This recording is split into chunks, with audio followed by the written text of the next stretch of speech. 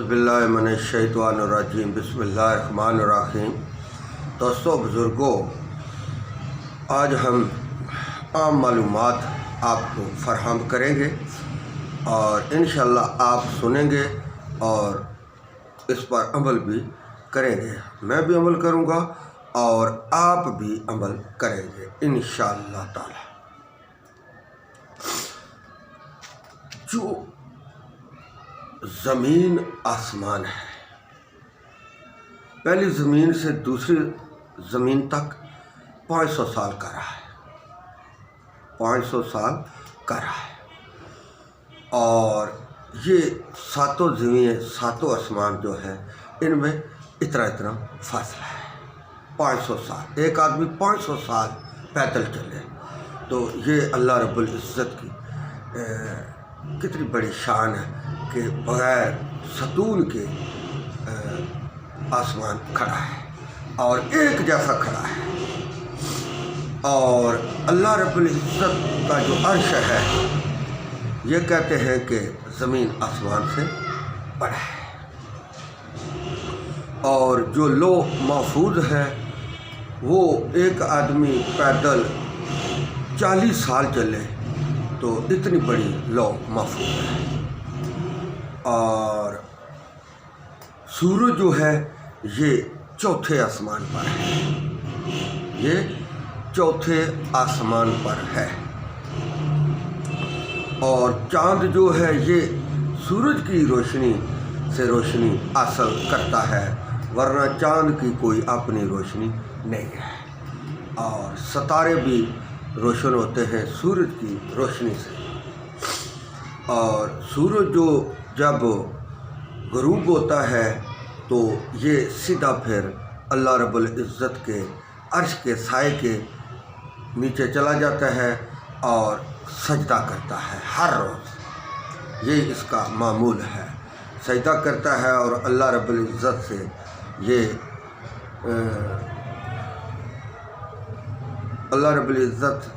سے یہ عرض کرتا ہے کہ یا اللہ آج میں صبح طلوع ہوں یا نہ طلوع ہوں۔ یہ جو اندھیرا ہوتا ہے یہ اسی وجہ سے ہوتا ہے کیونکہ اس وقت یہ سجدہ کرتا ہے۔ تو سورج ویسے یہ گردش میں رہتا ہے، یہ ڈوبتا نہیں ہے۔ کبھی دیکھا ہوگا ادھر اندھیرا ہوتا ہے ادھر روشنی ہوتی ہے دوسرے ملکوں میں، یہ اسی طرح اس کا سلسلہ جار و ساری ہے، چاند کا بھی اور ستاروں کا بھی۔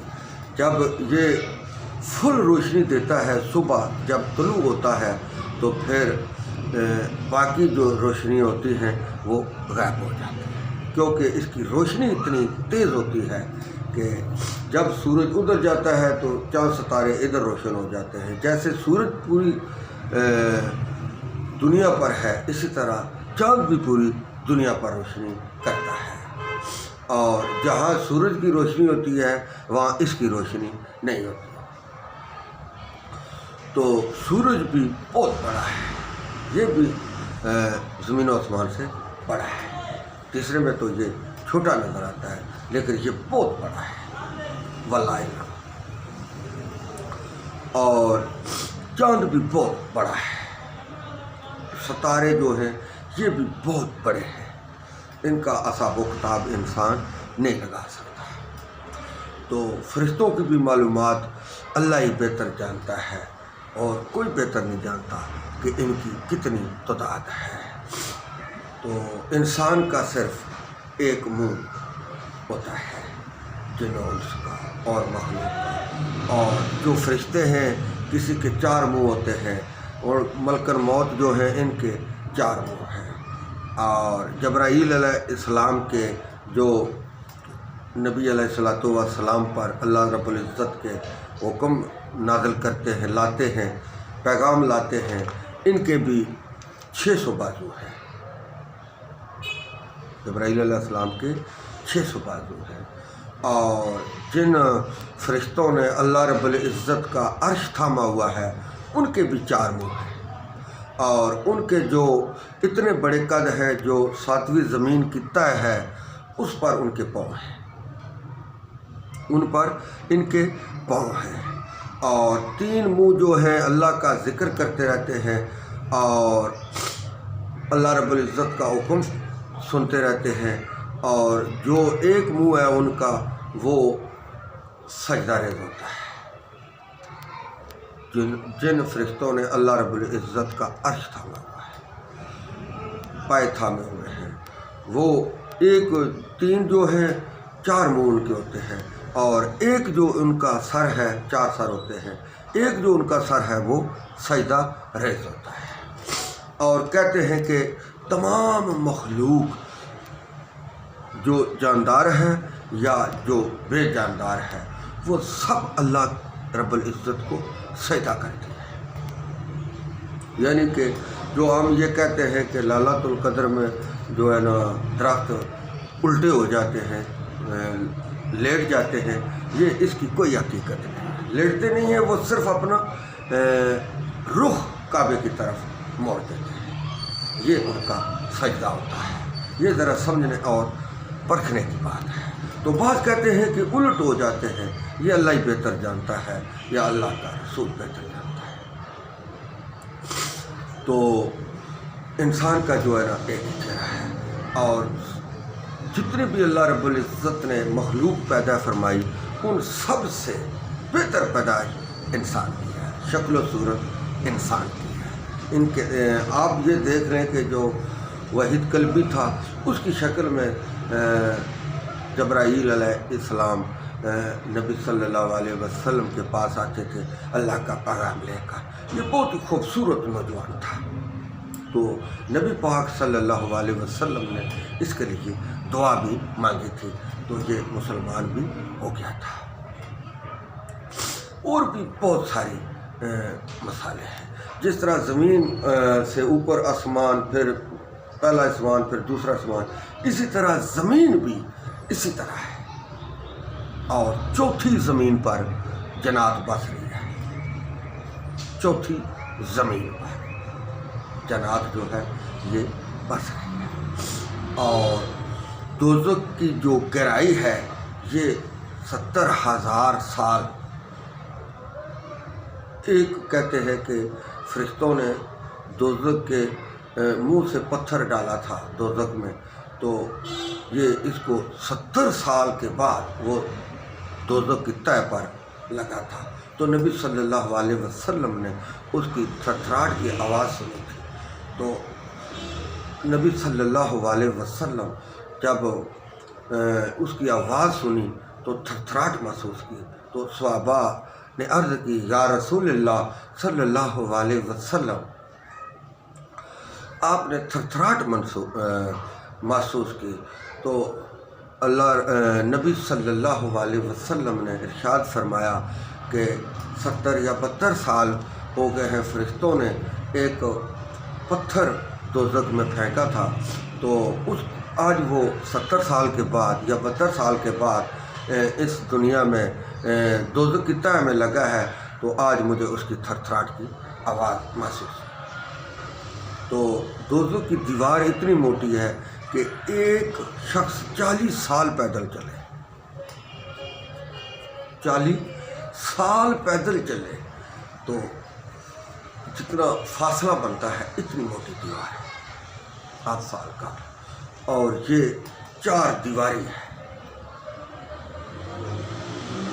تو یہ وہ تو، اور دوزخ میں جو آگ جس کی جل رہی ہے اس کا ایندھن انسان اور پتھر ہو، یہ انسان اور پتھر ہو گئے، اس سے یہ جل رہی ہے، اور یہ اس کا ایندھن ہو گیا۔ اور نبی صلی اللہ علیہ وسلم کی جو حوض کوثر ہے اس کا اتنی بڑی ہے کہ جتنا شام اور یمن میں فاصلہ ہے، اتنی بڑی حوض کوثر ہے۔ اور کہتے ہیں کہ حضرت سکندر ذوالقرنین جو ہے وہ جہاں سورج طلوع ہوتا تھا اور جہاں غروب ہوتا تھا وہاں تک وہ پہنچے، اور 1000 سال ان کی عمر ہوئی ہے۔ کہتے ہیں کہ جب سکندر ذوالقرنین جہاں سورج غروب ہوتا ہے وہاں پہنچے تو وہاں انہوں نے ایک روح کی باڑ دیکھی، ایک روح کی باڑ دیکھی۔ تو ایک شخص کو انہوں نے اندر بھیجا تو وہاں سے وہ باہر نہیں نکلا۔ کہتے ہیں کہ وہاں ایک ندی ہے، وہاں ایک ندی ہے۔ تو جب جو سورج کے قریب آباد تھے لوگ، تو کہتے ہیں کہ آسمان کے کنارے کے آباد تھے، تو کہتے ہیں کہ یہ جب تو سکندر ذوالقرنین نے پوچھا کہ جب سورج غروب ہوتا ہے تو آپ کیا کرتے ہیں، اس کی تو تپش بہت زیادہ ہوتی ہے۔ انہوں نے کہا کہ ہم ندی میں چھلانگیں لگا لیتے ہیں یا ندی کا آسرا کرتے ہیں۔ یہ اللہ ہی بہتر جانتا ہے، یہ کتاب ہے قصص الانبیاء، یہ معلومات کے لیے ہم نے بیان کر دی ہیں باتیں۔ یہ اس بات کا کوئی حتمی ہم فیصلہ نہیں کر سکتے، یہ اللہ ہی بہتر جانتا ہے۔ تو کہتے ہیں کہ سورج تو ڈوبتا ہی نہیں ہے، مگر وہاں جا کر وہ کہتے ہیں کہ سورج جو غروب ہوتا ہے تو اللہ رب العزت کے عرش کے نیچے جاتا ہے اور سجدہ ریز ہوتا ہے۔ یہ اللہ ہی بہتر جانتا ہے یا اس کا رسول بہتر جانتا ہے۔ تو کہتے ہیں کہ پھر وہاں لوگوں کو نصیحت کر کے تو وہاں یہ کہتے ہیں کہ گئے تھے آب زمزم پینے کے لیے۔ ان کے ساتھ خواجہ خضر علیہ السلام بھی تھے، جو کہتے ہیں کہ حضرت موسیٰ علیہ السلام کے چچا زاد بھائی ہیں، اور بعض کہتے ہیں کہ خالہ زاد بھائی ہیں، یہ اللہ ہی بہتر جانتا ہے۔ تو یہ پانی پر معمور تھے، جو یہ پانی کی مخلوق ہے اس پر یہ بعض تو کہتے ہیں کہ یہ ولی اللہ ہے، اور بعض کہتے ہیں کہ یہ پیغمبر تھے۔ جو پانی کی مخلوق ہے یا جو عام مخلوق ہے ان کی طرف یہ منسوب ہیں، یہ اللہ ہی بہتر جانتا ہے، یہ کوئی ہماری حتمی بات نہیں ہے۔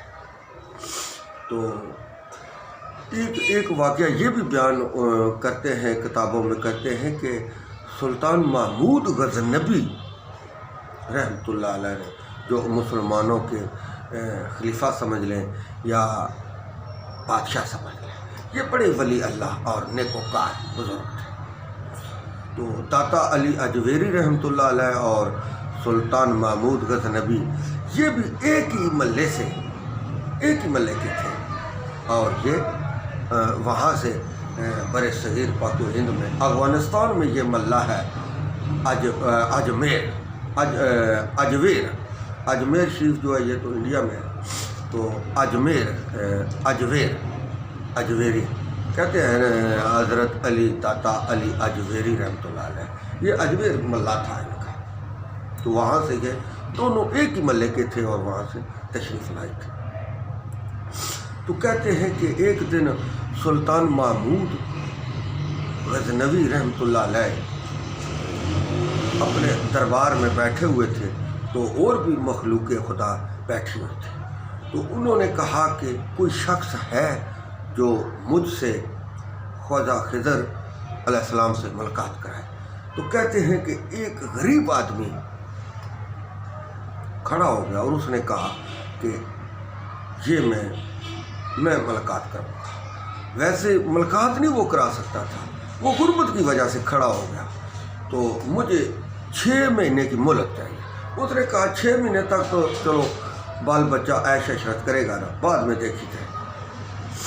تو وہ کھڑا ہو گیا، اس نے کہا کہ مجھے 6 مہینے درکار ہے، میں پانی پر کوئی وظیفے کروں گا تو میں ملاقات کروں گا۔ تو وہ چلا گیا۔ جب 6 مہینے گزرے تو ان کے 3 وزیر بھی تھے۔ انہوں نے کہا، وزیروں کو کہا کہ اس آدمی کو بلاؤ۔ جب بلایا تو انہوں نے کہا، بھائی آپ نے تو 6 مہینے کا وعدہ کیا تھا کہ خواجہ خضر علیہ السلام سے آپ ملاقات کرائیں گے، تو یہ اس کا کیا بنا؟ اس نے کہا جناب میں وظیفہ کر رہا تھا لیکن وظیفہ الٹ ہو گیا، تو 1 سال مجھے اور چاہیے۔ انہوں نے کہا چلو ٹھیک ہے۔ وہ چلا گیا. 6 سال جو ہے نا گزرا تو پھر اس کو بلایا, کھانے پینے کا تمام اس کا بندوبست کر دیا گیا, کیونکہ وہ وظیفہ کر رہا تھا. وظیفہ اس نے کیا کرنا تھا, بس غربت سے تنگ تھا, اور اس لیے اس نے کہا. تو جب سال گزرا تو سال کے بعد پھر سلطان محمود غزنوی نے اس کو طلب کیا, بھائی آ جاؤ. تو اس نے جب وہ طلب کیا تو اس نے کہا, بادشاہ سلامت, میں نے جھوٹ بولا تھا. کیوں جھوٹ بولا تھا؟ بس غریب تھا تو میں نے کہا چلو 6 مہینے سال گزر جائے اس لیے. تو انہوں نے کہا, وزیروں سے مشورہ کیا, وزیروں جو شخص جھوٹ بولے اس کی کیا سزا ہے؟ پہلے نے کہا, بادشاہ سلامت, ایک سمندر ہے, اگر سمندر میں سے ایک گلاس یا گڑھا نکال لیا جائے پانی کا تو سمندر کو کوئی فرق پڑتا ہے؟ اس نے کہا, سلطان محمود غزنوی نے کہا, نہیں فرق پڑتا. اس نے کہا, بادشاہ سلامت, اگر اس نے 6 مہینے یا سال غریب آدمی نے خزانے سے پیسے کھا لیے تو کیا فرق پڑتا ہے؟ کوئی فرق نہیں پڑتا, لہٰذا اس کو معاف کر دیا جائے. اس نے کہا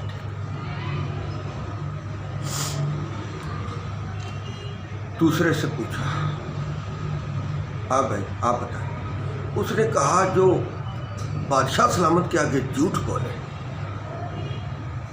بادشاہ سلامت کے آگے جھوٹ بولے, اس پر کتے چھوڑنے چاہیے.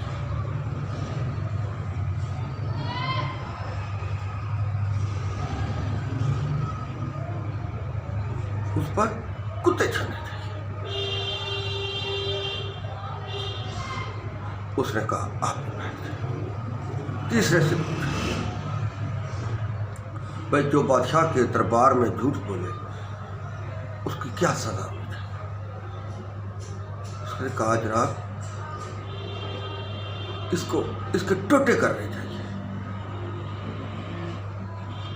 اس کے ٹوٹے گوشت کرنا چاہیے, قیمہ کرنا چاہیے. اس نے کہا, آپ بیٹھ. ایک شخص ساتھ اور بھی بیٹھا تھا. اس نے کہا, اس سے بھی پوچھا, بھائی آپ کیا مشورہ دیتے ہیں؟ اس نے کہا, جناب یہ جو پہلے تھے نا جنہوں نے کہا تھا کہ بادشاہ سلامت سمندر میں سے گلاس یا گڑھا پانی کا نکال لیا جائے تو اس سے کیا فرق پڑتا ہے, یہ ہے سید زادہ, کیونکہ اس کے باپ دادا سخی تھے, اس نے اس لیے یہ مشورہ دیا. اور یہ جو کہتا تھا کہ اس پر کتے چھوڑنے چاہیے, اس کا جو خاندان تھا یہ کتے پالنے کا کام کرتا تھا, اس لیے اس نے کتوں کی مثال دی, کیونکہ اس کا کاروبار کتوں کا کرتے تھے. اور یہ جو تیسرا ہے نا, اس کا جو کاروبار تھا نا, اس کا باپ دادے کا وہ کسائی تھے, اس لیے اس نے کہا قیمہ کرو اس کا.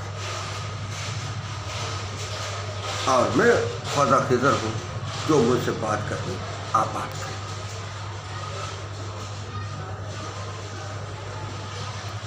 واللہ اللہ ہی بہتر جانتا ہے. کہتے ہیں کہ اگر خواجہ خضر زندہ ہوتے تو نبی صلی اللہ علیہ وسلم سے ضرور ملاقات کرتے اور ضرور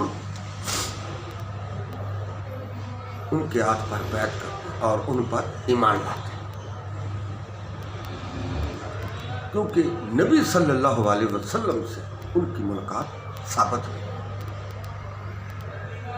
بعض کہتے ہیں کہ وہ فوت ہو گئے, یہ اللہ ہی بہتر جانتا ہے کہ کیا معاملہ ہے. اگر زندہ ہوتے تو نبی صلی اللہ علیہ وسلم سے ضرور ملاقات کرتے,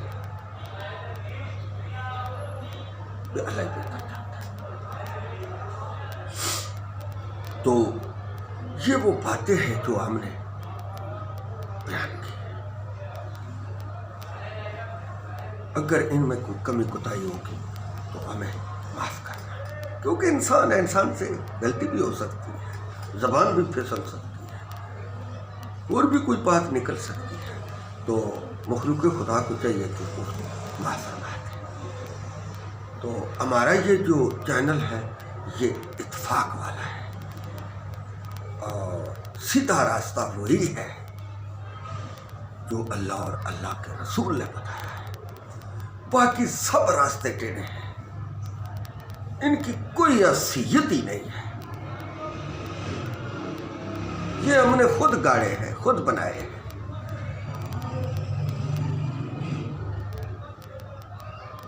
سیدھا راستہ وہی ہے جو نبی صلی اللہ علیہ وسلم نے بتایا، جنت کا بھی یہی راستہ ہے جو اللہ کے رسول نے بتایا، باقی سب راستے ٹیڑھے ہیں، پھر پھرا کے جنت میں دوزخ کا مزہ چکھ کر۔ جو سنت کے مطابق انسان زندگی گزارتا ہے وہ دنیا میں بھی کامیاب ہوتا ہے اور آخرت میں کامیاب ہوتا ہے۔ وآخر دعوانا ان الحمد للہ رب